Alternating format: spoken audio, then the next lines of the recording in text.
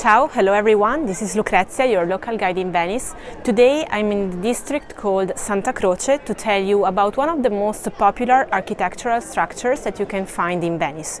It's to say the rooftop terraces, like the one that you can see on top of the building over there behind me, which are known in town as altana. If you have been walking around in Venice, you probably have noticed that very few buildings have balconies, and even if they have them, they are usually pretty small.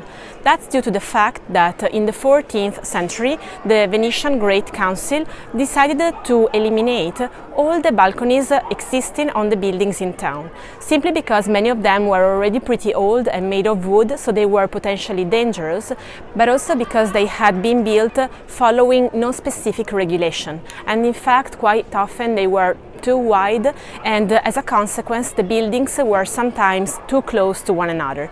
As a result, many houses didn't have enough natural light or fresh air, but also the fact of having the buildings too close to one another was a risk in case of fire, because in fact an uncontrolled fire may have destroyed huge portion of the city. That's why the government decided to forbid the traditional balconies as we know them today.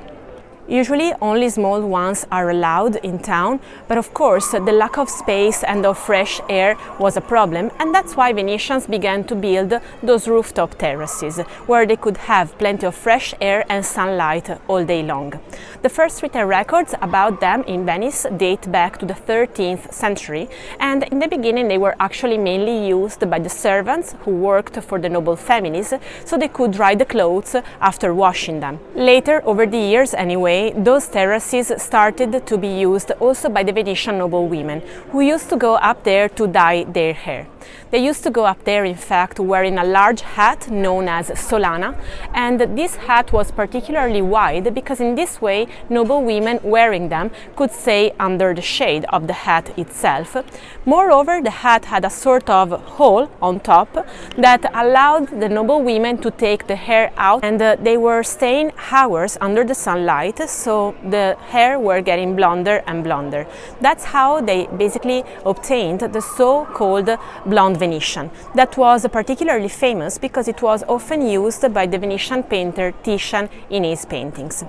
Nowadays, those terraces are usually belonging to the family that owns the top floor of the building, because while in the past usually an entire building belonged to one family only, nowadays many of them have been split into smaller apartments. So as a consequence, the rooftop terrace, the altana, belongs to the family that lives at the top floor.